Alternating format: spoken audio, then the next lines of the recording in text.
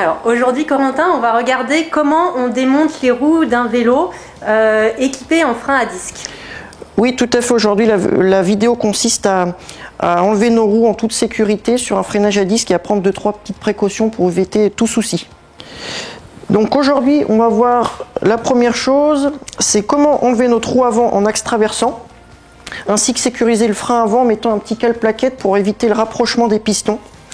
Donc on va s'aider de cette pièce-là, qui vient s'adapter sur l'axe avant et arrière.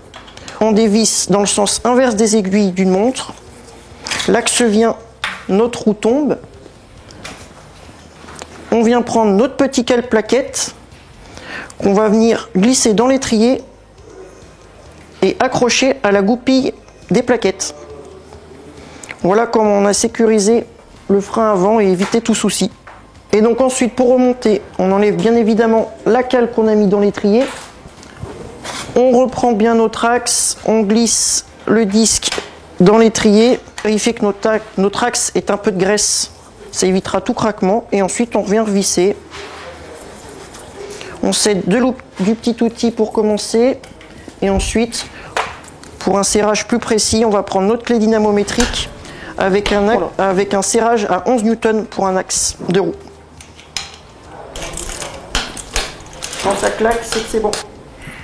Et du coup Corentin, si on n'a pas la clé dynamométrique, parce que si ça nous arrive en sortie, on n'est pas forcément équipé. Oui, tout à fait. Donc cet outil fera déjà très bien l'affaire pour dépanner.